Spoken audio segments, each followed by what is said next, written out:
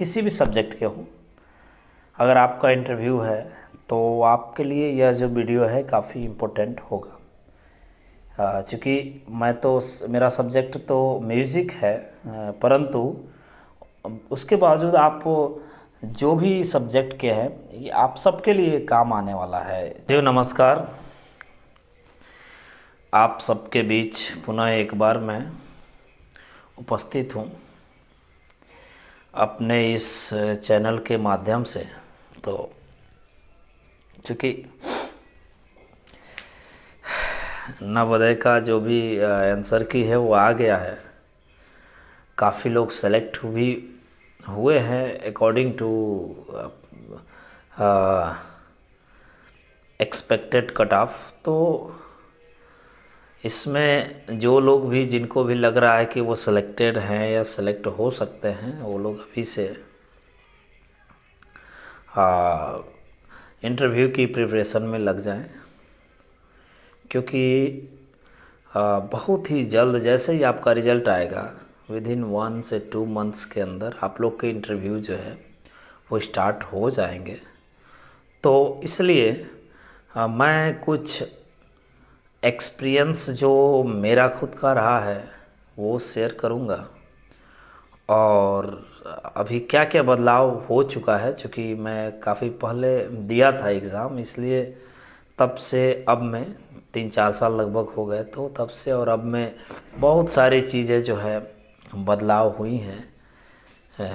New education policy के अंतर्गत भी पे कौन कौन से लोग होते हैं, किस तरह के लोग होते हैं, ये भी जानना हमारे लिए काफ़ी इम्पोर्टेंट होता है। तो वहाँ पे काफ़ी हायर लेवल के एजुकेटेड लोग होंगे। आपके अपने सब्जेक्ट के भी लगभग 2 टीचर होते हैं। उसके अलावा अगर हम एनवीएस के इंटरव्यू दे रहे हैं तो एनवीएस को काफ़ी अच्छे से जानने वाले कुछ लोग होंगे, जो केवल ये एनालिसिस करेंगे कि क्या आपका जो व्यक्तित्व है यह एनवीएस में के लायक है कि नहीं, सूटेबल है कि नहीं, यानी आप उसके कल्चर में सरवाइव कर पाएंगे कि नहीं।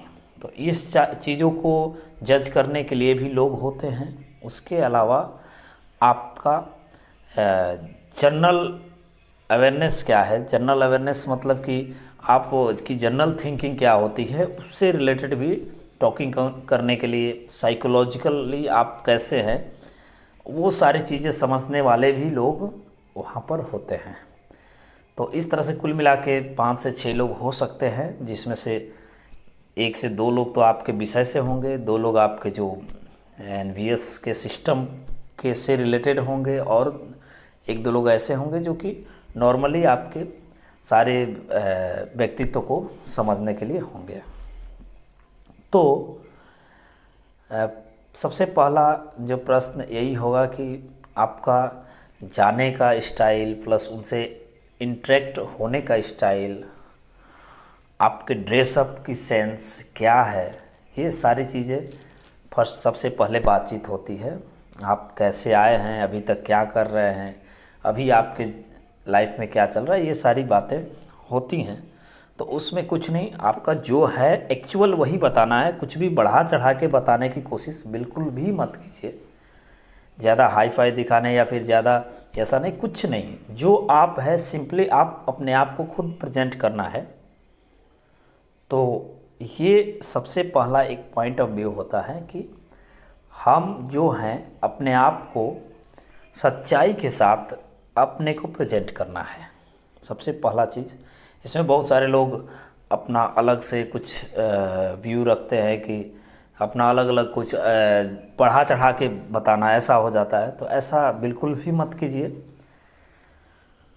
उसके बाद आप आएंगे तो आपका सबसे पहला यही प्रश्न होगा, विषय पर आने से पहले नवोदय के बारे में आप क्या जानते हैं या फिर क्या समझते हैं।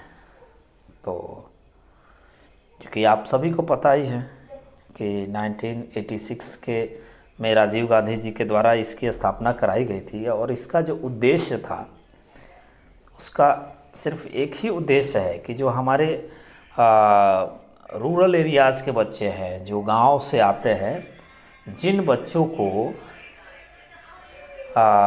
ये नहीं मिल पाता है एजुकेशन, अच्छा एजुकेशन नहीं मिल पाता है, या फिर बिल्कुल भी बहुत सारे ऐसे एरियाज़ हैं जहाँ पर बिल्कुल भी एजुकेशन की एबिलिटी नहीं है, अगर कहीं अवेलेबल है भी तो वो इतना महंगा है कि शायद सभी गांव वाले उसको ले नहीं सकते हैं, सभी किसान उसको अफोर्ड नहीं कर पाते हैं।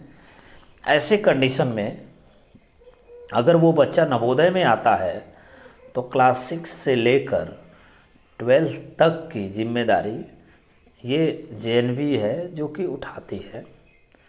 उसमें उनको एक भी रुपए कोई फीस नहीं लगते हैं, वो आते हैं, एजुकेशन लेते हैं।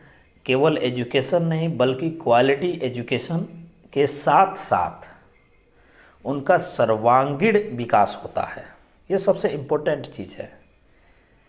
एक होता है कि हम केवल आपको एजुकेशन दे रहे हैं, केवल ट्यूशन में गए और पढ़ाई करके अपने घर चले आए, तो ऐसा यहाँ नहीं है। यहाँ आपको, आप कितने भी अच्छे फैमिली से हैं या फिर गरीब फैमिली से, उससे कोई मतलब नहीं है। सबको एक समान देखते हुए, एक समान ट्रीट करते हुए, एक समान रहते हुए, सब अपना रहन सहन, खान पान और उठना बैठना हर एक चीज़ जो है वो सिस्टम में सीख जाते हैं बच्चे, और उसके साथ साथ उनका क्वालिटी एजुकेशन तो होता ही है। तो ये एक बहुत ही बड़ी जो है प्लस पॉइंट होता है उन बच्चों के लिए जिन बच्चों के बैकग्राउंड में कोई सपोर्ट नहीं होता है, जो काफ़ी कमज़ोर बच्चे होते हैं, जो गरीब बच्चे होते हैं, जो आगे पढ़ नहीं सकते, उनके लिए यह काफ़ी ही लाभकारी सिद्ध होता है। उसके साथ साथ हम बात करें तो केवल यहाँ पर एक और भी सबसे बड़ी चीज़ होती है कि गुरु शिष्य परंपरा जो हमारे भारतीय संस्कृति का धरोहर रहा है, तो एक प्रकार से यह वही परंपरा आगे बढ़ाने का कार्य नवोदय कर रहा है, उसी परंपरा को आगे बढ़ा रहा है। तो ये सारी जो बातें हैं ये काफ़ी इम्पोर्टेंट होंगी आपको, आपके लिए। इसको जाने रखिए, और उसके साथ साथ 10th और 12th के जो बहुत अच्छे बच्चे होते हैं उन्हें नवोदय जो है और भी कई कॉम्पिटिटिव एग्ज़ाम लेकर, जिसमें कि कुछ बच्चे सेलेक्ट होते हैं तो उन्हें आगे भी, जैसे आईआईटी नीट वगैरह की तैयारी के लिए भी नवोदय जो है अपने ही एफर्ट से, अपने ही फंडिंग से बच्चों को आगे भी तैयारी करवाता है। तो वो कुछ टैलेंटेड गिने चुने होते हैं बच्चे जिनको आगे ऐसी मौका दिया जाता है।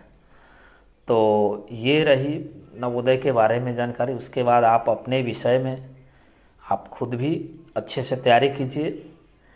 इसके बाद मैं म्यूजिक विषय के लिए स्पेशल अलग से वीडियो लेकर आऊँगा। ये जो अभी का जो सारा टॉपिक है ये मैं मानता हूँ कि सभी विषयों के विद्यार्थियों के लिए है, तो ये आप नवोदय के बारे में ज़रूर जान लीजिए। न्यू एजुकेशन पॉलिसी के अंतर्गत जो अभी आया हुआ है वो जो सिस्टम है ये नवोदय में 1986 में ही आ गया था। जैसे कि एक दूसरे स्टेट को जोड़ना, अभी जैसे आ रहा है कि एक भारत श्रेष्ठ भारत, तो ये सारी चीज़ें जो अभी गवर्नमेंट ला रही है, सारी चीज़ें नवोदय में बहुत पहले से है, लेकिन अभी जब आई है तब भी फॉलो हो रहा है और पहले से भी है। इसके अंतर्गत ये होता है कि एक स्टेट जो है वो दूसरे स्टेट के कल्चर को एडॉप्ट करता है, और उनके, जैसे कि सपोज़ करिए उत्तर प्रदेश है तो उत्तर प्रदेश का, अगर मेघालय है, अरुणाचल प्रदेश है तो अरुणाचल प्रदेश का जो डांस है वो उत्तर प्रदेश, किसी भी इस तरह का प्रोग्राम होगा, कुछ इवेंट आता है तो उसमें हम अरुणाचल प्रदेश या मेघालय का डांस करते हैं। इसी तरह मेघालय वाले और जो अरुणाचल वाले हैं वो लोग उत्तर प्रदेश के डांस को वहाँ पे करेगा। तो इससे क्या होगा, एक दूसरे की कल्चर जो है मिलेगी और हमारा जो भारत है वो कहीं ना कहीं जुड़ेगा। और उसके अलावा नवोदय में एक और सबसे महत्वपूर्ण चीज़ है, एक माइग्रेशन का कल्चर है, जिसके अंतर्गत क्या होता है कि बच्चों को क्लास 9 में, 11th में यहाँ से, जैसे सपोज करें उत्तर प्रदेश का माइग्रेशन अगर किसी उत्तर प्रदेश से किस पर्टिकुलर स्कूल है, मान लीजिए कि लखनऊ है, लखनऊ का जो स्कूल है उसका माइग्रेशन अगर तमिलनाडु के किसी स्कूल से होता है तो तमिलनाडु के 10-20 बच्चे लखनऊ आएंगे और लखनऊ के 10-20 बच्चे तमिलनाडु जाएंगे, सेम ही स्कूल में जाएंगे। उससे क्या होगा, उन बच्चों के अंदर वहाँ का कल्चर आएगा। जो बच्चे हमारे यहाँ से जाएंगे, जो बच्चे वहाँ से आएंगे, उनका वो लोग हमारे यहाँ का कल्चर सीख के जाएंगे। तो यह एक बहुत ही अच्छी चीज़ है हमारे देश को एकजुट करने के लिए और सभी स्टेट को एक करने के लिए, सभी जाति धर्म को समान भावना से देखने की एक बहुत ही अच्छी पहल है। ये काफ़ी पहले से है और आज भी है, आज आगे भी चलती रहेगी। तो इस तरह की चीज़ें जो है नवोदय में, जो काफ़ी ही एक बच्चे के लिए सर्वांगीण विकास के लिए काफ़ी इम्पोर्टेंट सिद्ध होती है। तो ये सारी चीज़ें आपको जानने बहुत ज़रूरी है। अगर आप इंटरव्यू में जा रहे हैं तो इन चीज़ों को आप बिल्कुल भी रख सकते हैं, जिससे कि एक आप प्रभावी इंटरव्यू देने में सफल होंगे और आपका जो सफलता है उसके चांसेस कई गुना बढ़ जाएंगे। तो आगे भी कमेंट कीजिए, अगर कुछ और भी आप लोग को डाउट है तो उसके बारे में मैं कुछ वीडियोस बनाऊंगा जिसके कि आप लोग को अवेलेबल कराऊंगा। और म्यूजिक वालों के लिए तो मैं अलग से वीडियो बनाऊंगा। आप हमारे चैनल पर ज़रूर जुड़ के रहिए। अगर अच्छा लगे तो इसे लाइक कीजिए और मेरा चैनल जो है उसे ज़रूर सब्सक्राइब कीजिए। धन्यवाद।